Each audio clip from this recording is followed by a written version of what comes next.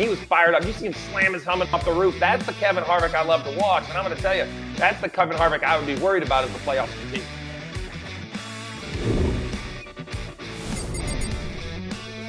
Hey race fans, welcome to another episode of Backseat Drivers, this time Bristol edition. I'm Alex Weaver, still a little speechless. I'm still having to get myself together. We're going to bring in two of my favorite people, NBC Sports' Steve Letarte, who was up in the booth. He'll break down the action for what he saw from Bristol at the last great Coliseum. And then our resident analyst, Mamba Smith, is joining me as well. Steve, initial thoughts, because, man, Bristol did not disappoint. Bristol did not disappoint. It was electric. You could feel it up in the booth, and the action was front to back. I know we showed as much as we could on TV, but we would have had to have 1,000 cameras to show every altercation on the racetrack. There was disappointment and disagreement front to back. The fans should have enjoyed it, and I really believe the lack of the spring race on the concrete led to this. I think that the drivers know how awesome Bristol is. They have seen the biggest names, Darrell Waltrip, Jeff Gordon, Dale Sr., you name it, Kyle Yarborough. They win at Bristol, and this is their one chance to win on the concrete high banks, and the energy was there. The action was turned up. Yeah, burnt fenders and a little bit of hurt feelings. All right, Mamba, what did you think of the race at Bristol? Well, Steve just dropped all those legendary names, and we always watched the pre-roll and the promos of all that. I love that we were back around the bottom at Bristol. We weren't throwing sliders. We were beating and banging. That's what the Bristol I love. That's the one that I miss, and I was so glad to see it. I know Dale Jr. was glad to see it. Martinsville kind of took over that short track part, right? It was only there that we had this beating and banging, people getting a little flustered, a little upset. And now Bristol's back, baby. And it's great. Yeah. The fans are happy about it. Always one of my favorite part about Bristol is that there is somebody there that leaves a little madder than how they came in. All right, well, we have to talk about the elephant in the room because two guys who left probably really more upset than they started was the 4 of Kevin Harvick and the 9 of Chase Elliott. We have one of the oldest drivers in the field right now, one of the youngest, the latest champ, and the most popular driver. Harvick's also pretty popular, but he got booed on Saturday night. Steve, what'd you make of the incident? Well, I made that elephant in the room. If you haven't bought your tickets, you better sign up because that place should be full next year because you're going to continue to see this every time we go back. In the end, what I love is just a straight disagreement. I'm not Team Harvick. I'm not Team Elliott. I'm Team race fans, and we should be excited. And it's okay if you cheer for one driver. It's okay if you think the other one's completely in the wrong. When I watch other sports, me and other fan bases don't agree. And that's what makes sports what they are. That's why we tune in. That's why we watch. What I love is that Chase Elliott acted, drove, and stood up like a champion. Forget his age.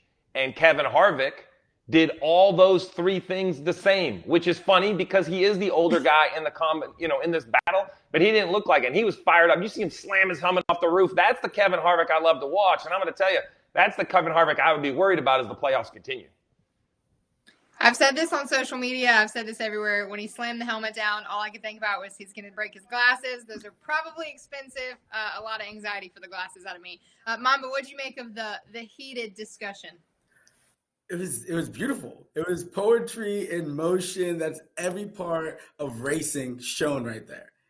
Right? We had the young gun, who's a young champion, going nose to nose with one of the, grittier vets that we've ever had. And he didn't back down. And this isn't the first time a young guy has gone toe to toe with Harvick.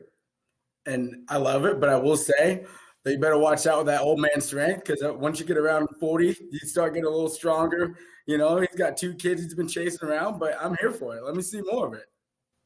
Some follow-ups from this. Steve, I'm turning the page on you. Would we have seen Chase kind of buck up as much and stand up for himself if he hadn't won the championship last year and if he maybe hadn't been in the Cup Series for as long as he has now? Well, I think, all of those are ingredients to what we saw. The championship a little bit. I actually go back to his issues on racetrack. We've seen him and Logano get into it at Bristol. We saw Hamlin and him get into it at Martinsville that carried over to Phoenix. And I think that's really what I was looking at out the window on Saturday night. It was a driver who has now been a part of these. If you go back to the beginning of his career, right, he lost a few races, figured it out, and, man, now he wins a ton. I think it's the same way when it comes down to altercations like this. You have to kind of be shoved around, get shoved around, do some shoving yourself, and then you figure out how you want to handle it in retrospect. And I think that means you're prepared when it happens again. And if any driver went into Bristol without having kind of that preparedness in the back of their mind, they were expecting it to be a way calmer night than it was. Mamba, if the reigning champ was not the reigning champ, does he stand up for himself? I think he does because we've seen him do it before. He's done it with Denny, right? This isn't the first time we've seen Chase, buck up, and not bow down. But I love how mature he's becoming. He's taken over the sport as a face. He wins the driver, most popular driver almost every year, right? Well, now that personality is starting to come out a little bit. And that's something new for fans. That's something new to be excited about. I think it's great when guys like him, William Byron, Ryan Blaney, Alex Bowman, when they start being a little bit more emotional, it's great for the sport. I love it. All right, Mamba, I'm flipping the script on this one. Let's look to the regular season championship battle because Kyle Larson ultimately won that regular season, but we're still seeing those two have a little bit of aggression on track with Kyle Larson and Denny Hamlin. I know they're golf buddies. There's no hard feelings outside of the racetrack, but what'd you make of the 11 and the 5 going at it? I love it, right? It's just rivalries. We need that. We need these guys fighting hard. There's a respect there, but it's time to win a championship. I'm not here to hang out with you. On Sunday, it's about me and my guys and what I got to do to put my car in the best situation to win the race and ultimately this championship. They're going to keep fighting like this all year long for the rest of the playoffs, and everyone should buckle up because it's going to be a lot of fun to watch. Steve, it's looking like these two may be the ones to lose the championship, particularly the 5 of Kyle Larson. Who comes out on top at the end of the year? Well, to echo what Mamba said, people love this action because it's the main event, not the undercard. We've seen rivalries in the middle of the pack. Now we have rivalries at the front of the pack, which is what we love. But in the end, you have to say Kyle Larson. I think Denny Hamlin has this opportunity to come in a little under the radar, but Kyle Larson just has firepower. He is the big puncher of the heavyweight battle. I think he has the most swings left. There's not a track that I don't believe the 5 car can go to victory lane at. And for that reason, I have to give this nod for the championship favorite to Kyle Larson.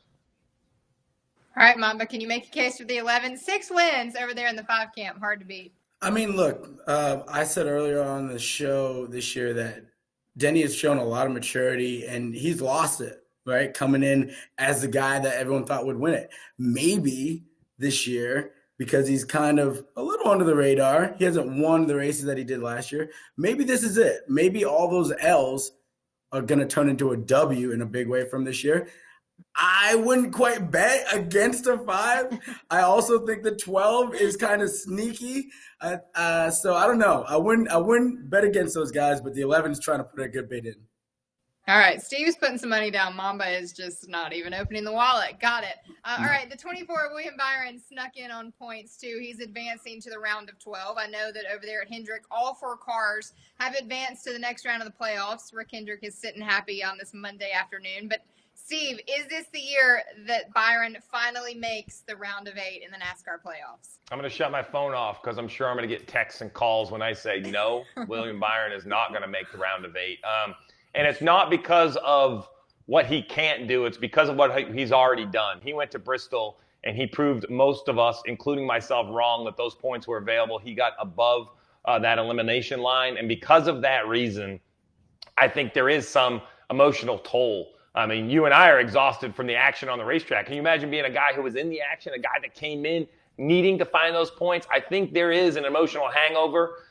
So we'll see. But I think for that reason, the 24 can't continue this on. He'll lose a little momentum and he won't advance. If you guys are new here, Steve Letarte is a longtime Hendrick Motorsports crew chief. So, let me know how those calls go. Mamba, the 24, round of 8, yes or no? Yeah, I'm putting the 24 in. So if Hendrick needs a hype man, hey, I got you, baby. But I'm putting the 24 in. I think it's all the reasons that Steve just said, but I'm going the opposite. I think William is going to use that as fuel for his fire. He's a grinder. He is one of the hardest working drivers at his craft in the sport. And I think that really showed up in his maturity. People forget, William Byron has spent more time in the Cup Series than any other one series. That's kind of crazy. He's so young, but he's been around for so long. I think he's finally starting to figure out what he needs to do. He's had a lot of change in his career, crew chief and different things. But I think this might be it, and I think he's going to get to the round of 8. All right, 3 races to get there. This will be the first time that the 24 with William Byron as the driver will advance to the round of 8. So I know he's hoping to make it there. Let's do a little rapid fire, and I want to change this one up a little bit for this episode. We're going to do season ratings because, unfortunately, there were 4 drivers who were eliminated from the playoffs after Bristol. Some had a better season than others thought they would. Others not so much. But, Steve, let's start with you. Give me a season rating for the 10 of Aric Almirola. If it was a restaurant, it'd be great service with bad food. It's 50-50, right? Most of the season is a disappointment. It was so you didn't know what you were going to get with this highlight, this great main course of a win at New Hampshire. I will say he didn't embarrass himself in the playoffs. He made a run at it. It was going to be a tall order. It wasn't enough. So I give it dead middle of the road for Aric Almirola. Enough highlights to offset the lowlights, but just kind of middle of the road. All right, Mamba, what restaurant you're at with the 10? Well, I don't know what star rating he gave him, but I'll go with like a 3.2 because the whole organization has struggled a little bit. And, Harvick hasn't won like we're used to. So it might not be all, on their fault. They had to really step up.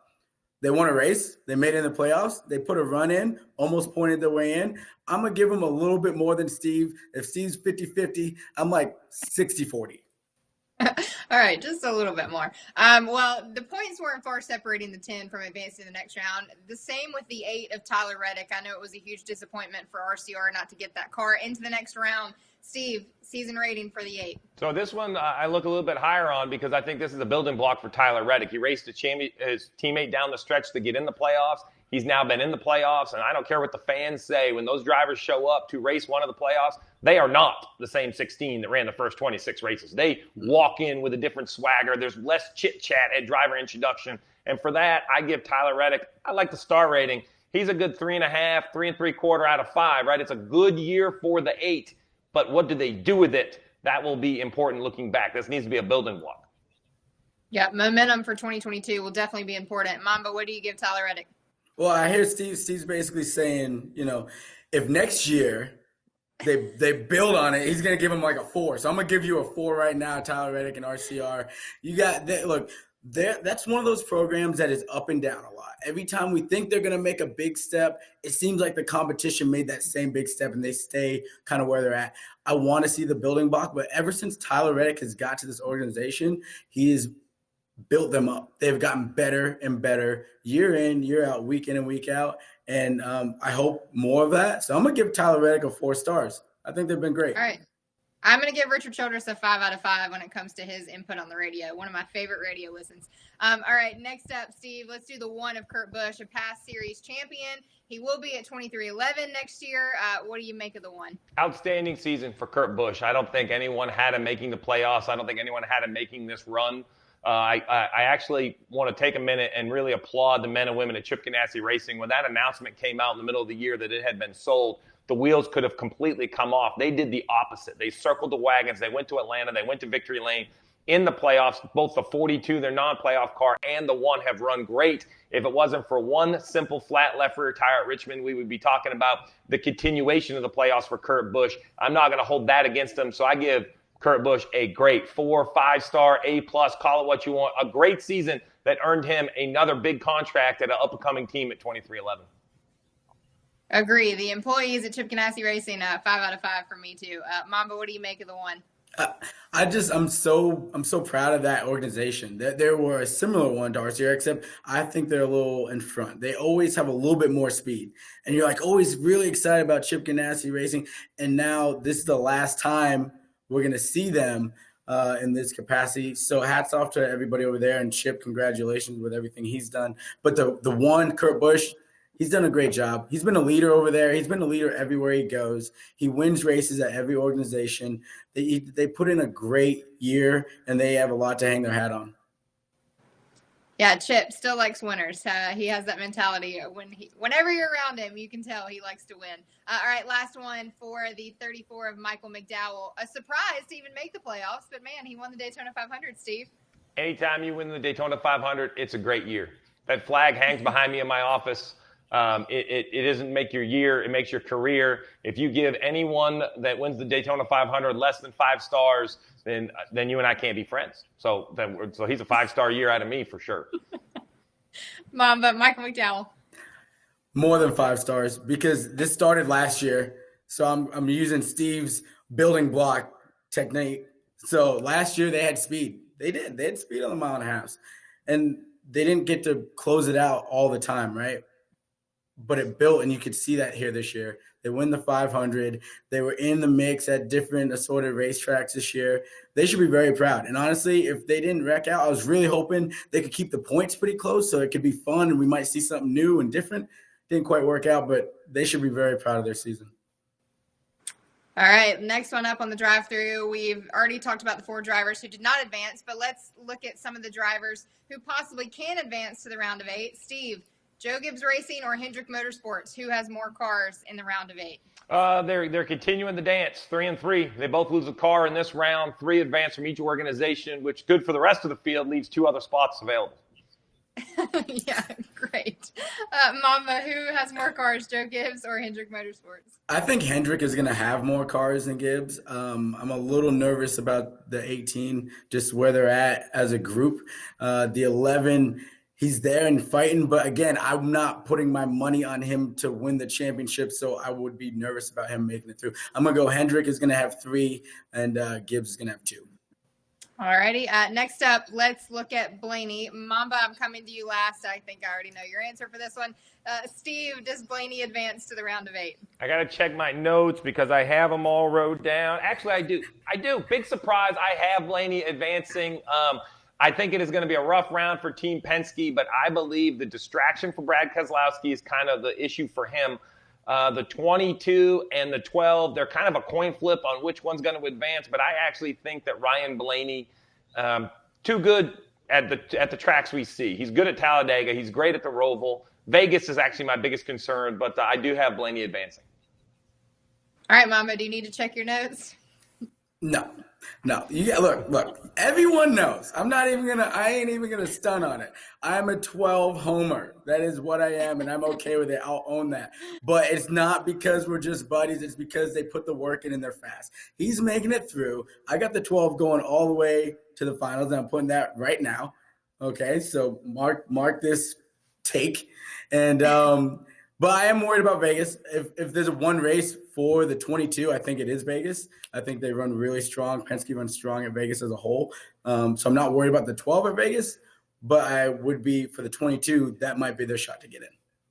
All right, well, this next round, most of the drivers we talked to at the start of the playoffs said this was the doozy round. This was the round that had the most question marks surrounding it. We hit Vegas first. We're going out west. Then we bring it down south to Talladega, which is, man, always a wild card. And then we head home to NASCAR with America's Home for Racing, the Charlotte Roval, which, as we know, is a beast in itself. Steve, these 3 tracks, who has the advantage out of the 12 drivers that are left? Well, actually, I'm going to continue up on my answer from the last question, and I think this falls into Ryan Blaney's category. I don't think he's driving as good as equipment as some of the other guys, so he needs track to come to him.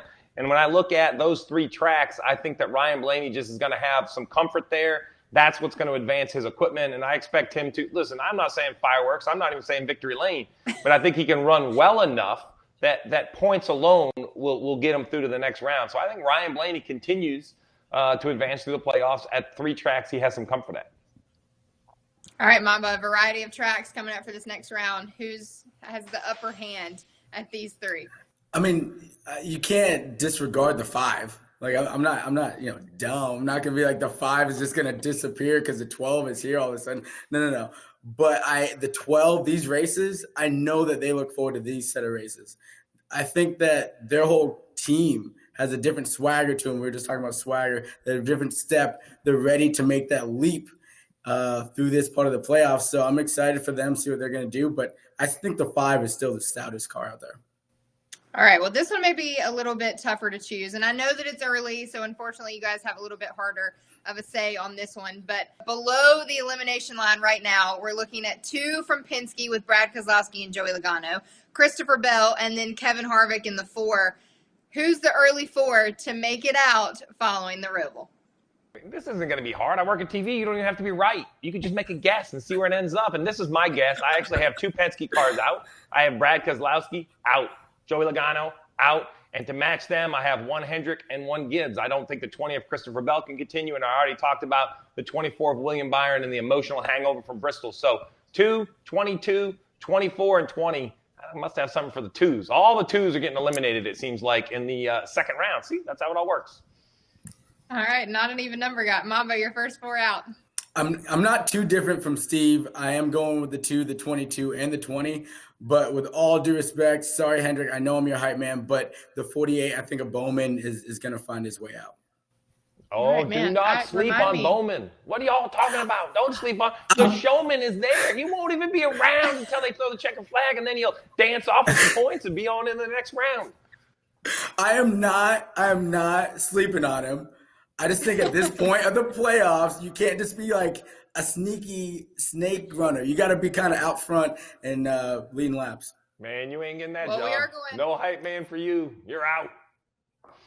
We are going to Sin City, and remind me to never play roulette with you guys or blackjack or anything else, because I know you're picking odds, so I already know your hand. Let's do our Las Vegas Victory Lane winner pick. Steve, there can only be one. It's going to advance them to the round of 8. Who you got on Sunday? Mic drop, Kevin Harvick. Rodney Childers signs a new contract. Kevin Harvick loses a chance that he had to win. It's going to be hot. It's going to be slick. And more than anything, he's mad. And when Kevin Harvick gets mad, that little high school underweight fighter he was pops out. He is going to be a grinder. It's going to be pack-style racing on the restarts that gets stretched out. When the grip goes away, Kevin Harvick around the bottom. I have the 4 to upset everything and be the first guy to advance into the next round of the playoffs.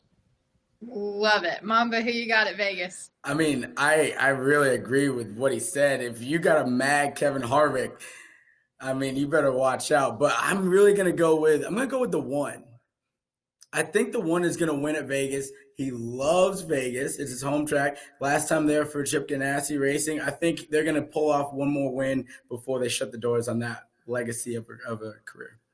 Man, you guys are both. I am kind of going to shake it up too, but Steve has already taken my shake up. Wait, you're not taking the 5?